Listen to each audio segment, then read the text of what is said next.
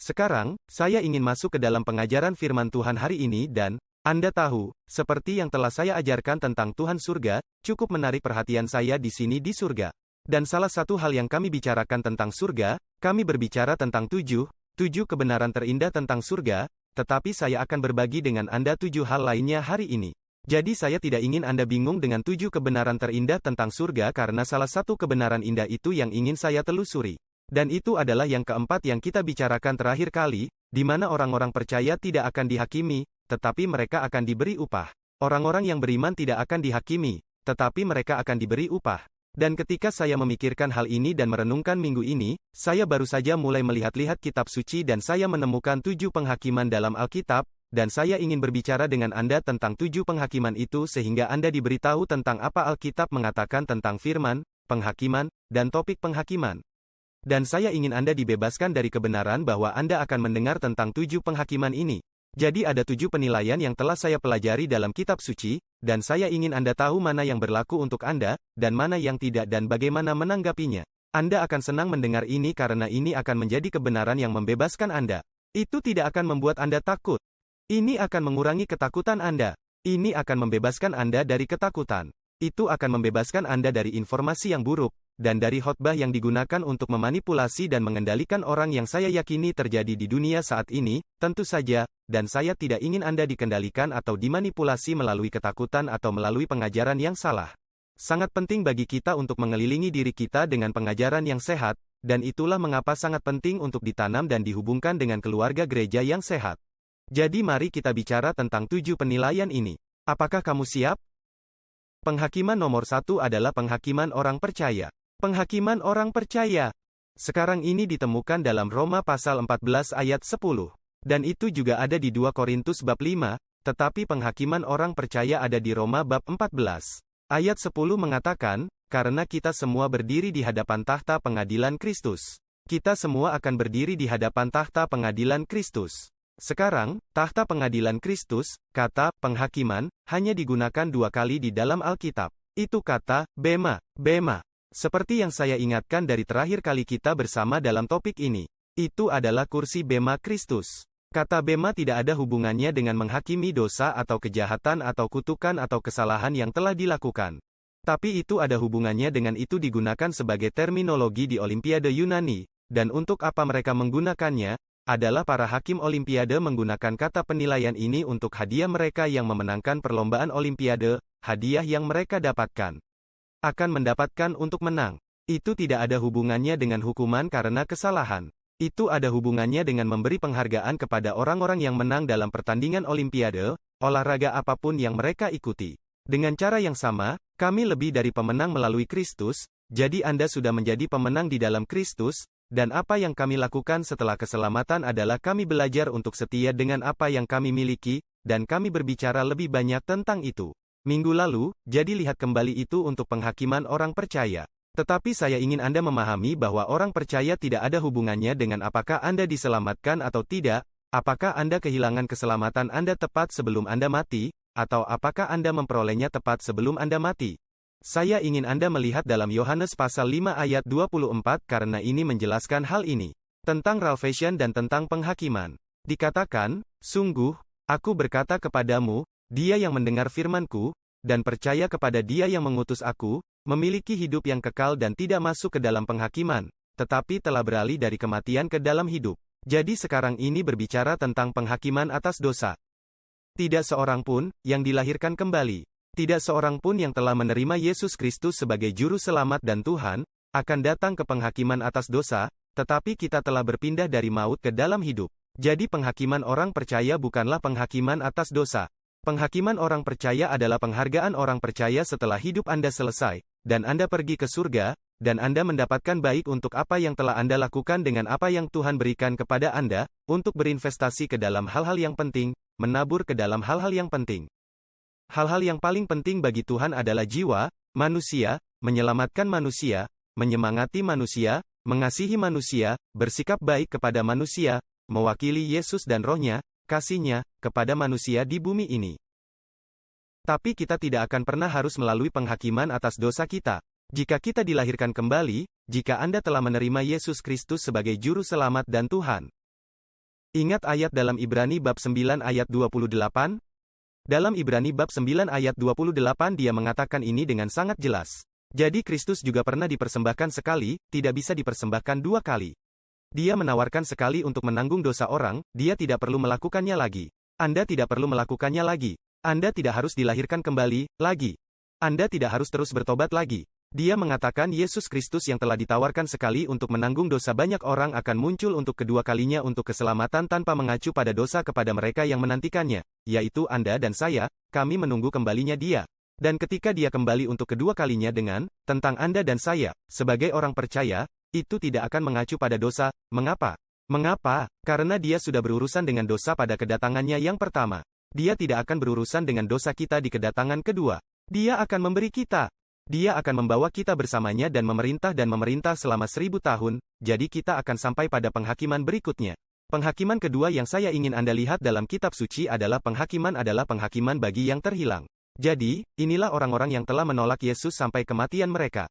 Mereka telah menolak Yesus. Sekarang setiap lutut akan bertekuk dan setiap lidah akan mengaku bahwa Yesus Kristus adalah Tuhan. Tetapi jika Anda tidak menerima Dia dalam hidup ini, Anda akan tetap tunduk. Anda akan tetap mengakuinya tetapi tidak akan menuju keselamatan. Itu hanya akan menjadi pengakuan bahwa semua yang dia katakan dan lakukan adalah benar meskipun Anda tidak menerimanya.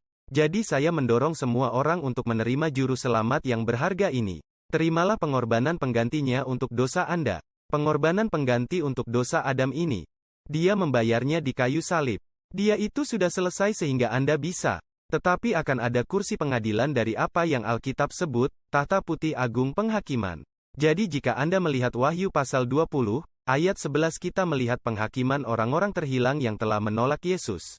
Dalam ayat 11, kemudian saya melihat tahta putih besar dan dia yang duduk di atasnya dari kehadirannya bumi dan surga melarikan diri. Dan tidak ada tempat yang ditemukan untuk mereka. Dan saya melihat orang mati, dia melanjutkan dengan mengatakan, besar dan kecil. Dia berkata, saya melihat orang mati, besar dan kecil, berdiri di depan tahta, buku dibuka. Dan dibukalah kitab yang lain yaitu kitab kehidupan dan orang-orang mati dihakimi dari apa yang tertulis dalam kitab-kitab itu menurut perbuatan mereka. Ayat 13. Dan laut menyerahkan orang mati, yang ada di dalamnya, dan kematian dan Hades, menyerahkan kematian. Menyerahkan orang mati yang ada di dalamnya, dan mereka dihakimi. Masing-masing menurut perbuatannya. Kemudian kematian dan Hades dilemparkan ke dalam lautan api. Ini adalah kematian kedua, danau api. Dan jika nama seseorang tidak ditemukan tertulis dalam kitab kehidupan, ia dilemparkan ke dalam lautan api. Sekarang, saya ingin Anda tahu bahwa saya percaya dari apa yang kitab suci tunjukkan kepada saya bahwa nama setiap orang di dalam kitab kehidupan anak domba. Dalam kitab kehidupan oleh anak domba Allah. Tetapi nama kita akan dihapus jika kita menolak Yesus. Nama kita tetap ada, jika kita menerima Yesus. Bukan kehendak Tuhan bagi siapapun binasa, tetapi agar semua orang bertobat. Tapi akan ada penghakiman dari yang terhilang. Penghakiman orang yang mati tanpa Yesus. Penghakiman itu adalah penghakiman tahta putih besar. Anda dan saya, sebagai orang percaya, tidak akan berpartisipasi dalam penghakiman itu. Kami tidak akan diadili dalam penghakiman itu. Kami akan menjadi saksi dari penghakiman itu. Tapi, kita tidak akan diadili dalam penghakiman itu. Saya tahu ini adalah topik yang sulit untuk dibicarakan, tetapi semua yang kita lakukan dalam hidup ini harus difokuskan untuk memperkenalkan orang kepada Yesus yang sebenarnya karena ada surga, dan ada neraka, dan dua penghakiman ini, penghakiman atas orang percaya harus dibuat dengan jelas. Perbedaan harus dibuat antara keduanya dengan sangat jelas, bahwa mereka tidak sama. Penghakiman orang percaya adalah momen pahala, acara penghargaan. Penghakiman bagi orang yang tidak percaya, penghakiman atas tahta putih agung penghakiman adalah bagi mereka yang telah menolak Yesus. Tahta Kristus, tahta pengadilan Kristus, tahta bema. Disitulah Yesus memberikan upah. Karena kita membangun di atas dasar Yesus Kristus. Kami membangun emas, perak, dan batu mulia yang tahan api daripada kayu, jerami, dan jerami seperti yang kami bicarakan terakhir kali tentang topik ini. Sangat penting bagi kita untuk menguasainya. Bahwa apa yang kita lakukan dalam hidup ini penting setelah keselamatan. Karena itu penting dengan membawa orang lain kepada Yesus, dan itu penting karena akan ada upah bagi kita. Berfokus pada hal-hal yang penting. Berfokus pada hal-hal yang penting bagi Tuhan, dan jiwa lebih penting dari apapun. Jadi dua penilaian ini adalah dua penilaian paling penting yang dapat kita bicarakan, tetapi 5 penilaian lainnya juga sangat penting. Jadi penghakiman ketiga adalah penghakiman iblis. Sebagai penguasa kegelapan dunia. Penghakiman iblis sebagai penguasa kegelapan dunia. Dan yang saya maksud dengan itu ada di Yohanes bab 16.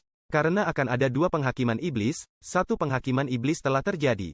Dan kemudian penghakiman iblis lainnya berada di dalam lautan api yang kita temukan di Wahyu pasal 20, tetapi saya ingin Anda melihat tentang pertama kali setan dihakimi.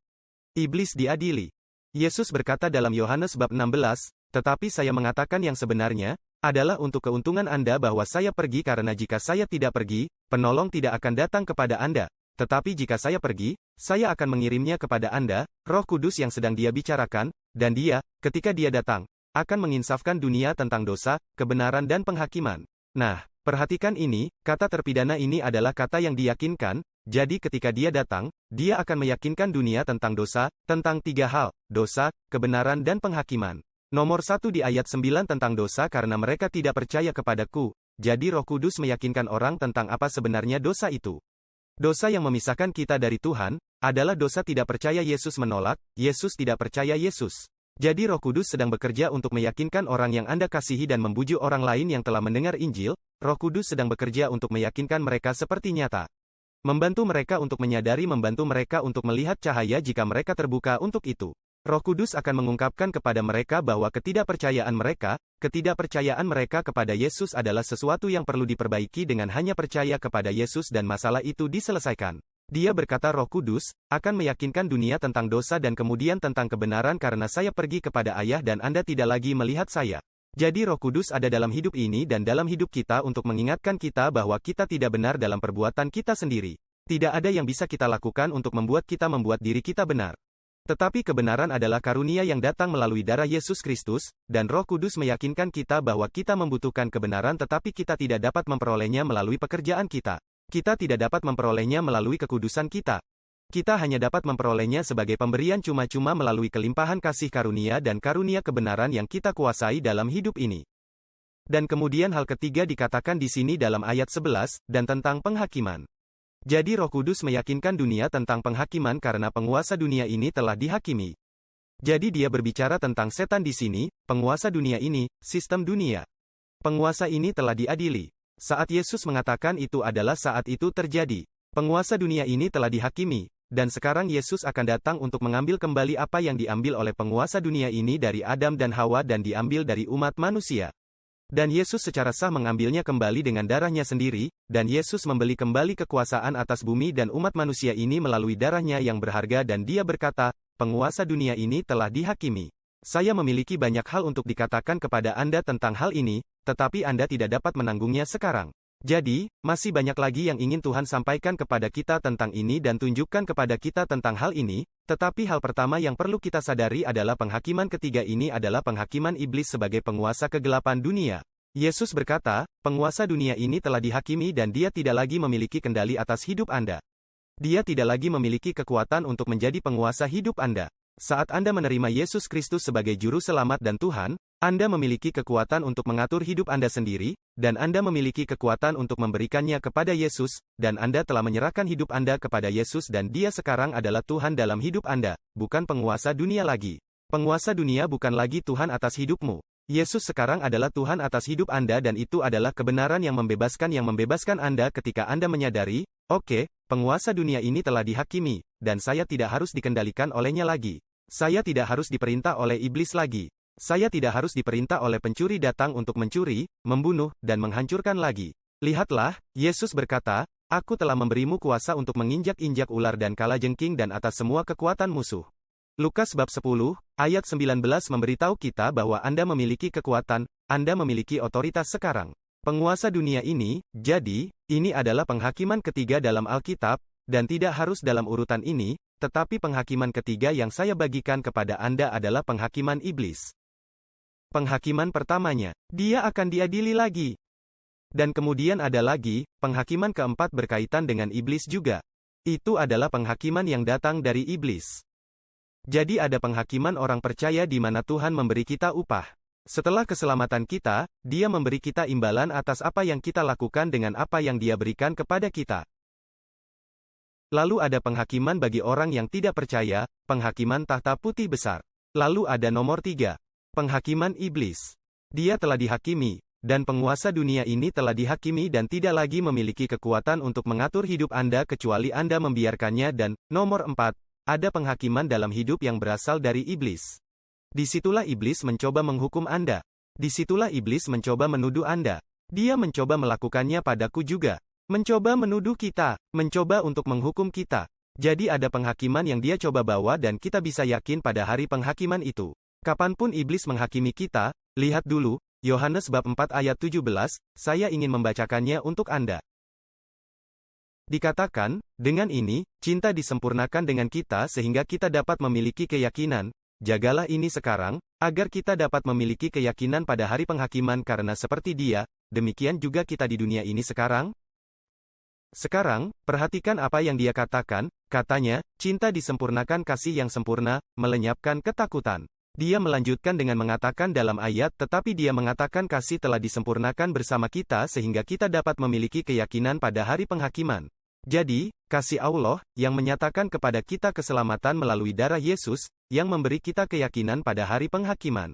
Darah Yesuslah yang memberi kita kepercayaan diri untuk melawan setan ketika dia membawa penghakiman. Apa hari penghakiman yang dia bicarakan di sini? Dia berbicara tentang hari di mana Anda diadili oleh musuh. Setiap hari, dia datang untuk menghukum kita. Setiap hari iblis datang untuk menghakimi kita. Setiap hari, iblis datang untuk menuduh kita. Dan bagaimana kita mengatasinya? Wahyu pukul 12:11 mengatakan kita mengalahkan dia dengan darah anak domba. Mereka mengalahkan dia dengan darah anak domba dengan perkataan kesaksian mereka dan dengan tidak mencintai hidup mereka bahkan sampai mati. Yang berarti bahwa mereka tidak terikat pada ini hidup, mereka melekat pada Yesus. Tetapi intinya adalah, dalam ayat bagian pertama dari ayat itu dalam Wahyu, pasal 12 adalah penuduh brothers telah dicampakkan oleh darah anak domba. Jadi jika Anda kembali sekarang, oleh darah anak domba itulah mereka menang. Penuduh yang dia bicarakan. Dalam ayat 10, siapa yang menuduh kita lihatlah Wahyu 12 ayat 10, dikatakan si penuduh menuduh mereka siang dan malam. Dia terus-menerus menuduh orang kepada Tuhan. Dia mengatakan pria itu tidak cukup baik sedangkan pria tidak. Dan, tahukah Anda, Tuhan berkata, mereka adalah kebenaran Yahweh oleh darah Yesus, orang itu adalah kebenaran Yahweh. Jadi Anda dapat menuduhnya sepanjang hari, tetapi Anda tidak memiliki kuasa atas mereka dan mereka tahu bagaimana menegur Anda. Mereka tahu bagaimana melawan Anda. Mereka tahu bagaimana berperang secara rohani yaitu dengan darah Yesus. Kami bisa memiliki kepercayaan diri. Sekarang kembali ke 1 Yohanes 18 melalui darah Yesus. Kami memiliki keyakinan pada hari penghakiman. Dapat memiliki kepastian dan keyakinan pada hari penghakiman. Mengapa? Karena seperti dia, seperti Yesus, begitu juga kita di dunia ini. Jadi, adil, sebagaimana Yesus dapat melawan tuduhan dan penghakiman setan. Sama seperti Yesus dapat berdiri, karena dia telah membayar harga dosa dan bangkit dari kematian, Anda dapat berdiri di hadapan penghakiman dan tuduhan dari musuh, dan Anda dapat berdiri dengan keyakinan. Mengapa? Karena Anda memiliki keyakinan melalui darah Yesus. Dalam Ibrani bab 10 ayat 19 mengatakan, oleh karena itu, kita memiliki keberanian untuk memasuki tempat kudus oleh darah anak domba. Ibrani 10 ayat 19, kita memiliki keyakinan untuk memasuki tempat kudus oleh darah anak domba. Jadi, kita bisa masuk ke tempat kudus dengan darah anak domba. Kita dapat berdiri dengan percaya diri melawan setan, menuduh kita tidak berhak berdiri di depan tempat suci, bahwa kita tidak berhak memasuki tempat suci. Anda tidak memiliki hak untuk bangun, setan akan memberitahu Anda. Anda tidak berhak untuk sembuh. Anda tidak memiliki hak untuk bangkit kembali ketika Anda telah jatuh. Anda tidak memiliki hak untuk dipulihkan. Anda tidak memiliki hak untuk diselamatkan. Anda berhak untuk disembuhkan. Kami mengatakan kembali kepada pikiran-pikiran yang menuduh oleh darah Yesus yang berhak saya miliki. Untuk masuk ke tempat kudus dan saya, dengan keyakinan, masuk ke tempat kudus oleh darah Yesus. Saya memiliki hak untuk bangun karena saya adalah kebenaran Tuhan. Saya memiliki hak untuk menang karena saya adalah kebenaran Tuhan. Aku punya hak untuk melawanmu, iblis, karena aku adalah kebenaran Tuhan. Aku berhak untuk disembuhkan karena kebenaran Tuhan. Saya berhak untuk dibebaskan dari kecanduan ini karena saya adalah kebenaran Tuhan. Saya memiliki hak untuk dibebaskan dari ketakutan untuk dibebaskan. Untuk dibebaskan dari kekhawatiran, untuk dibebaskan, dari iblis, untuk dibebaskan, dari apapun yang mencoba menghancurkan saya. saya memiliki hak untuk menghancurkan hal itu, yang mencoba untuk menghancurkan saya karena saya dapat pergi dengan berani dengan percaya ke tempat kudus oleh darah Yesus. Jadi penghakiman keempat ini, penghakiman yang datang dari iblis adalah sesuatu yang itulah yang kita pasang perisai iman kita. Itulah yang kami nyatakan, buka mulut kami dan biarkan pedang roh, yang adalah firman Tuhan, keluar dari mulut kami dan memotong semua kebohongan yang dituduhkan setan kepada Anda, menuduh Anda bahwa Anda jahat. Menuduh Anda bahwa Anda buruk. Menuduh Anda bahwa Tuhan telah selesai dengan Anda. Menuduh Anda bahwa Tuhan tidak dapat menyelamatkan Anda. Menuduh Anda bahwa Tuhan tidak dapat membebaskan Anda. Oh ya, Dia tidak hanya membebaskan kita. Dia sekarang membebaskan kita dan Dia akan membebaskan kita lagi. Alkitab berkata dalam 1 Korintus pasal 1 atau 2 Korintus 1 ayat 10, Dia telah membebaskan kita. Dia membebaskan kita dan Dia akan membebaskan kita lagi. Tetapi iblis mencoba untuk berbohong dan Anda dan kami harus bangkit dan melawan hal itu dengan firman Tuhan, bangkit menghadapi pikiran iblis yang berbohong yang mencoba memberitahu Anda tidak memiliki hak. Tuhan tidak akan membebaskanmu. Tuhan tidak akan datang untuk Anda. Anda tidak pantas mendapatkannya. Ya, karena itulah belas kasihan. Anda tidak pantas mendapatkannya. Ya, itulah mengapa itu anugerah. Anda tidak pantas mendapatkannya. Ya, itu sebabnya saya bisa pergi ke takhta kasih karunia untuk menerima belas kasihan dan mendapatkan kasih karunia untuk membantu di saat saya membutuhkan. Itulah kebaikan Tuhan dan kita bisa menegakkan kemenangan itu. Dengan berbicara, melawan, kebohongan iblis, dengan firman Tuhan, firman kebenaran. Kita adalah kebenaran Allah, bukan karena sesuatu yang telah kita lakukan, bukan karena kita sudah cukup kudus atau cukup saleh, tetapi karena melalui kelimpahan kasih karunia dan karunia kebenaran, kita memerintah dalam hidup ini. Jadi, penilaian nomor 4, kami memiliki wewenang atas itu. Penghakiman yang datang dari iblis terhadap kita, menuduh kita, dan kita menolaknya, dan menolaknya sebagai kebenaran Yahweh. Anda mengerti? Baiklah. Nomor 5. Penghakiman kelima dalam Alkitab adalah penghakiman diri sendiri. Penghakiman atas diri kita. Dan seringkali kita salah menilai diri kita sendiri. Saya tidak ingin mengatakan kita menilai diri kita terlalu keras, karena beberapa orang tidak menilai diri mereka sendiri dengan kasar. Tetapi mereka menilai diri mereka sendiri secara tidak benar. Dan menilai diri sendiri dengan keras adalah tidak benar. Tapi juga, meskipun tidak kasar, Anda mungkin menilai diri sendiri sebagai saya gagal, saya pecundang. Itu tidak benar. Itu tidak kasar, tapi itu tidak benar. Itu tidak akurat. Penghakiman diri. Alkitab memberitahu kita untuk menilai atau memeriksa diri kita sendiri. Mari saya tunjukkan salah satu tempat itu dalam 2 Korintus 13 ayat 5. Dikatakan ujilah dirimu sendiri untuk melihat apakah kamu berada di dalam iman. Dia berkata, periksalah dirimu, atau apakah tidak mengenali ini tentang dirimu sendiri? Bahwa Yesus Kristus ada di dalam Anda, kecuali jika Anda memang gagal dalam tapi saya percaya, Anda akan menyadari bahwa kita sendiri tidak gagal dalam ujian itu. Dan apakah tes itu? Kembali ke ayat 5. Ujiannya adalah apakah Anda benar-benar percaya bahwa Anda ada di dalam Yesus Kristus, dan bahwa Yesus Kristus ada di dalam Anda. Inilah yang harus Anda kenali tentang diri Anda. Anda tahu, ada banyak hal yang kita kenali tentang diri kita sendiri. Kami mengenali nama kami mengenali wajah kami mengenali kebiasaan kami. Kami mengenali banyak hal tentang tanda tangan kami. Ya, itu milikku. Ya benar. Ya, itu aku. Seseorang menunjukkan video kepada Anda. Ya, itu aku. Anda dapat mengenali diri Anda sendiri, tetapi ada banyak hal yang dapat Anda kenali tentang diri Anda. Dan inilah sesuatu yang dia katakan bahwa banyak orang percaya tidak mengenali diri mereka sendiri. Dia berkata, apakah kamu tidak mengetahui tentang dirimu sendiri bahwa Yesus Kristus ada di dalam kamu? Anda lihat terkadang kita lupa bahwa Dia ada di dalam kita. Dan Dia tidak menyuruh kita untuk diri kita sendiri tentang dosa kita. Dia tidak menyuruh kita untuk memeriksa diri kita sendiri apakah kita pernah. Jika kita sudah memperhatikan dan melakukan segala sesuatu yang kita harus. Dia memberitahu kita untuk memeriksa diri kita sendiri untuk memastikan bahwa kita berada dalam iman, mengakui bahwa Yesus Kristus ada di dalam saya. Aku mengenali Dia dalam diriku. Ketika Anda mengenali Dia di dalam diri Anda menyadari betapa kuatnya Anda.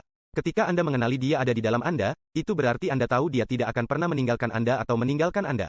Ketika Anda menyadari bahwa Dia ada di dalam Anda, itu berarti Anda tahu bahwa Anda memiliki kekuatan, cinta, dan pikiran yang sehat. Ketika Anda mengenali Dia di dalam Anda, itu berarti Anda tahu bagaimana untuk benar-benar memastikan bahwa Anda tidak diri sendiri dan menilai diri sendiri secara salah, tetapi Anda menguji diri sendiri dan menilai diri Anda sebagai Kristus yang hidup di dalam diri Anda karena darahnya yang berharga, dan karena itu Anda berada di tempat rahasia yang paling tinggi. Itu adalah kebenaran yang kuat di sana. Jadi penghakiman kelima adalah penghakiman diri. Kita harus menguji dan menguji bukan apakah kita berada dalam dosa, tetapi apakah kita berada di dalam iman. Ini semua tentang iman dalam apa yang Yesus lakukan bagi kita. Ini semua tentang mengetahui bahwa Dia ada di dalam kita. Bahkan dalam 2 Korintus 4 ayat 3, Paulus, Rasul, saya tahu saya memberi Anda banyak ayat, tetapi saya ingin Anda melihat 7 penghakiman ini, sehingga Anda dapat melihatnya secara alkitabiah dan menyadari bahwa tidak ada yang perlu ditakuti. Karena Yesus. Dia berkata dalam 2 Korintus 4 ayat 3, bagi saya, itu penting, sangat mungkin itu, maaf jika saya salah di sana, 1 Korintus 4 ayat 3. Sekarang, bagi saya, itu penting, sangat sedikit bagaimana saya dapat dievaluasi oleh Anda atau oleh otoritas manusia manapun. Saya bahkan tidak mempercayai penilaian saya sendiri saat ini, katanya. Hati nurani saya jelas, tetapi itu tidak membuktikan bahwa saya benar. Tuhan sendirilah yang akan memeriksa saya dan memutuskan, jadi jangan membuat penilaian tentang siapapun sebelumnya karena sebelum Tuhan kembali. Jadi, ini adalah bagian yang sangat kuat untuk tidak menghakimi diri sendiri. Lihat, kata Paul, saya bahkan tidak menilai diri saya sendiri. Aku bahkan tidak bisa mempercayai penilaianku sendiri saat ini. Dia berkata, tetapi itu tidak membuktikan bahwa saya benar. Tuhan sendirilah yang akan memeriksa saya dan memutuskan. Dan, Anda tahu, ketika Tuhan akan memeriksa Anda dan memutuskan, Dia akan memeriksa, apakah Anda percaya kepada Yesus? Apakah iman Anda pada yang Yesus lakukan untuk keselamatan Anda? Tidak, Dia tidak akan menghakimi Anda dan memeriksa Anda untuk melihat apakah masih ada dosa dalam hidup Anda. Dia akan memeriksa untuk memastikan bahwa Anda telah menerima Yesus Kristus sebagai Juru Selamat dan Tuhan. Nomor 6, penghakiman ke-6 adalah penghakiman terakhir dari iblis dan setan. Ingat ada penghakiman sebelumnya dari iblis. Penguasa dunia ini telah diadili Yohanes 16. Tapi di sini kita memiliki penghakiman terakhir dari iblis dan iblis. Ini Wahyu pasal 20 ayat 10. Perhatikan ini sekarang. Dikatakan dan iblis yang menipu mereka dilemparkan ke dalam lautan api dan belerang di mana binatang dan nabi palsu juga dan mereka akan disiksa siang dan malam selama-lamanya. Ini adalah penghakiman. Penghakiman terakhir dari iblis dan binatang, dan nabi palsu dan semua iblis yang menyejajarkan diri dengan iblis. Dan semua malaikat yang menyatukan diri dengan iblis menjadi iblis dan iblis yang menipu mereka dilemparkan ke dalam lautan api dan belerang, di mana binatang itu, dan nabi palsu juga, dan mereka akan disiksa siang dan malam selama-lamanya. Nah, itu adalah penghakiman yang bisa kita nikmati. Kami tidak bersukacita ketika orang-orang berakhir di neraka, tetapi kami yakin bahwa iblis dilemparkan ke dalam lautan api untuk selama-lamanya. Dan dia tidak akan pernah lagi menyakiti manusia lain. Jangan pernah lagi menyakiti makhluk hidup apapun. Dia tidak akan pernah bisa lagi menyakiti, mencuri, dan membunuh dan menghancurkan, merusak, menyakiti, menyalahgunakan. Dia tidak akan pernah bisa untuk selamanya. Ketika ini terjadi dalam Wahyu pasal 20 ayat 10, itu adalah penghakiman terakhir dari iblis dan setan. Dan penghakiman ketujuh. Ini akan menjadi hal yang sangat mudah. Penghakiman ketujuh yang dibicarakan Alkitab adalah menghakimi orang lain. Temukan itu dalam Matius pasal 7 ayat 1 di mana Yesus berkata, jangan menghakimi, supaya kamu jangan dihakimi. Jangan menghakimi agar Anda tidak dihakimi. Sekarang, dia tidak berbicara tentang penghakiman Tuhan. Dia berbicara tentang hidup akan menghakimi Anda. Jangan menghakimi agar Anda tidak dihakimi. Ini sangat sederhana. Saya suka apa yang Paulus lakukan ketika dia membangun konsep ini dalam Roma pasal 14 ayat 4 dan saya ingin membacakan ayat ini untuk Anda. Siapa Anda untuk menghakimi hamba orang lain? Anda lihat ada begitu banyak orang yang menghakimi orang lain, begitu banyak orang Kristen yang berpikir bahwa mereka lebih baik dari yang lain. Begitu banyak orang Kristen yang memandang rendah orang lain. Begitu banyak orang Kristen yang berpikir, yah, orang itu tidak bisa diselamatkan, atau orang itu tidak benar di hadapan Tuhan, atau orang itu tidak akan masuk surga, atau orang itu tidak. Siapakah kamu sampai menghakimi hamba orang lain terhadap tuannya sendiri? Dia berdiri atau jatuh, dan berdiri, dia akan melakukannya. Saya suka ayat itu, dan berdiri, dia akan melakukannya. Karena Tuhan sanggup membuat dia berdiri. Dan, Anda tahu Tuhan mampu membuat Anda berdiri. Anda tahu Tuhan mampu membuat Anda. Anda tahu Anda akan berdiri? Karena Tuhan mampu membuat Anda berdiri. Anda tahu, saya akan berdiri dan saya akan terus berdiri karena saya begitu kuat untuk mempertahankan, terus berdiri. Tetapi karena dia mampu membuat saya berdiri. Jadi, Saya telah melepaskan penghakiman atas diri saya sendiri dalam hal ini, tidak menghakimi orang lain. Dan Anda juga harus demikian. Anda tahu, sangat sederhana dalam hal penghakiman ketujuh, menilai orang lain. Berikut cara sederhananya. Hentikan. Sederhana saja. Hentikan. Kita tidak tahu cerita orang itu. Kami tidak tahu apa yang menyebabkan orang itu retak. Kami tidak tahu apa yang menyebabkan orang itu melukai diri mereka sendiri, atau orang itu mengalaminya. Kita tidak tahu rasa sakit yang mereka alami. Kita hanya perlu meninggalkan itu di antara mereka dan Tuhan. Kita tidak perlu bergosip, memfitnah, membicarakan orang di belakang, dan menghakimi mereka, titik. Tapi tentu jangan menilai mereka di depan mereka, dan jangan juga menilai mereka di belakang. Hanya saja tidak ada tempat untuk itu. Tidak pernah ada tempat untuk menghakimi orang lain. Sekarang Anda dapat memutuskan untuk menjauhkan diri dari orang-orang jika Anda melihat pola dalam hidup mereka yang tidak sehat bagi Anda untuk terhubung dengan orang itu. Itu tidak menghakimi mereka. Itu memiliki batasan pribadi Anda sendiri, saya hanya ingin Anda memahami perbedaan di sana. Kita harus berhenti menghakimi orang lain. Kita harus mengejar jiwa, Hanya mengingatkan saya, saat kami dekat, ingin berdoa. Tetapi itu mengingatkan saya pada pria yang dia meninggal dan dia berkata, dia menulis tentang itu. Saya terkejut, bingung ketika saya memasuki pintu surga. Bukan karena keindahan itu semua atau lampu-lampu dekorasinya. Tetapi orang-orang di surgalah yang membuat saya tergagap dan terkesiap. Pencuri, pembohong, pendosa, pecandu alkohol, dan sampah. Di sana berdiri anak kelas 7 yang menggesek uang makan siang saya 2. Di sebelahnya adalah tetangga lama saya yang tidak pernah mengatakan hal baik. Herb, yang selalu kupikir membusuk di neraka. Duduk cantik di Cloud 9 terlihat sangat baik. Saya menyenggol Yesus, apa masalahnya? Saya akan senang mendengar pendapat Anda. Bagaimana semua orang berdosa ini bangun di sini? Tuhan pasti melakukan kesalahan. Dan mengapa semua orang diam? Begitu muram, beri aku petunjuk. Nak, kata Yesus, hanya saja mereka semua sok. Mereka tidak pernah berpikir mereka akan melihat Anda. Jika kita bisa mendapatkan itu, kami menilai orang, dan kami pikir orang itu tidak akan pernah berhasil. Orang itu tidak akan pernah berhasil, tentu saja saya akan berhasil. Ketika Anda sampai di sana, mereka akan terkejut. Anda hanya membuatnya karena kasih karunia Tuhan, Anda tahu itu kan? Ketika Anda sampai di sana, itu hanya karena kasih karunia, semua orang yang naik ke sana, itu hanya karena kasih karunia Tuhan. Oleh kasih karunia kita diselamatkan, melalui iman dan itu bukan dari diri kita sendiri. Itu adalah pemberian cuma-cuma dari Allah. Bukan hasil pekerjaan, supaya jangan ada orang yang menyombongkan diri. Tetapi kemudian, begitu kita dilahirkan kembali, kita diciptakan dalam Kristus Yesus untuk pekerjaan baik. Kita tidak diciptakan karena perbuatan baik kita. Kita tidak diciptakan kembali atau dilahirkan kembali karena perbuatan baik kita. Kita diciptakan kembali dalam dilahirkan kembali oleh kasih karunia.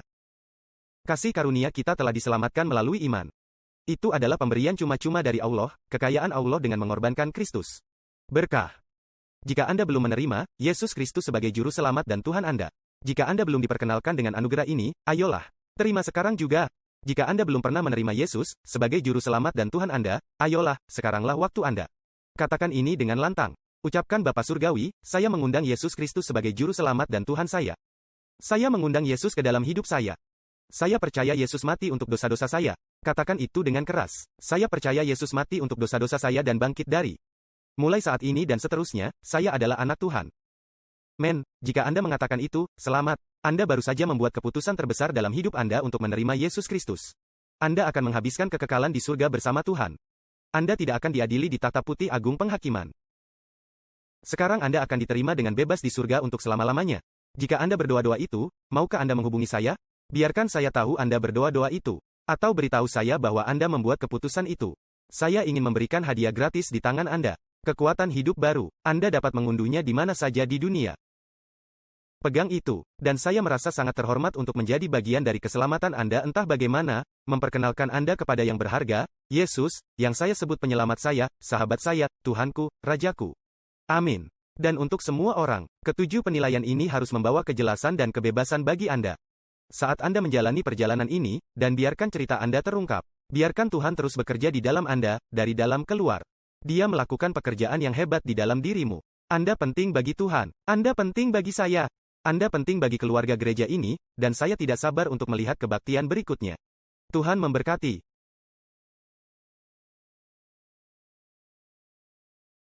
Terima kasih banyak telah bergabung dengan kami untuk pengalaman hari ini. Itu adalah hari Minggu yang luar biasa bersama. Dan bagi Anda yang mungkin baru pertama kali berada di sini atau baru saja diselamatkan, kami punya hadiah untuk Anda. Jadi, kirimkan info Anda kepada kami akan segera mengirimkannya melalui pos dan wow. Apa yang bagus? Hari ini luar biasa. Anda tahu apa yang sangat saya sukai hari ini adalah mendengar cerita Dev dan channel beberapa anggota kami di gereja kami. Kami senang mendengar cerita tentang bagaimana orang-orang terhubung dan menemukan rumah gereja dan komunitas di sini di Life Changer. Jadi bantulah kami, ceritakan juga kisah Anda, karena kami akan senang membacanya. Kami akan senang untuk membagikannya. Ini sangat mendorong kita semua untuk mendengar tentang keluarga. Cerita Anda, kunjungi saja livechangerchurch.com/story. Atau tautannya ada di komentar Anda. Dan tetap bersama kami sepanjang minggu ini. Kami punya momen yang akan datang pada jam 7 malam, yang merupakan kesempatan di mana kami berkumpul. Jam 7 malam tengah. Kami masuk jauh ke dalam kata, percakapan. Ini segar setiap minggu dan kami bersemangat tentang apa yang akan datang. Tetapi jika Anda melewatkan minggu lalu, lihat rekap cepat ini di sini. Apapun yang paling Anda dengarkan, itulah yang akan paling Anda percayai. Jadi, jika Anda paling sering mendengarkan hal-hal negatif, Anda akan memiliki keyakinan bahwa hal-hal negatif akan terjadi. Jika Anda mendengarkan janji-janji Tuhan, Anda akan memiliki iman bahwa janji Tuhan akan terjadi. Jadi saya pikir Yesus berkata hati-hati dengan apa yang Anda dengarkan, hati-hati dengan apa yang Anda dengarkan, karena apa yang dengarkan masuk ke dalam hati Anda. Apa yang ada di hatimu keluar dari mulutmu. Dan apa yang keluar dari mulut Anda pasti terjadi.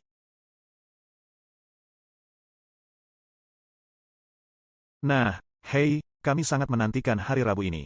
Menyelam ke dalam kata bersama dengan pendeta, dimuridkan, seperti apa yang baru saja Anda lihat. Itulah yang dimaksud dengan setiap momen Rabu. Jadi bergabunglah dengan kami dan nikmati sisa hari Anda. Sampai jumpa kembali di sini. Selamat bersenang-senang.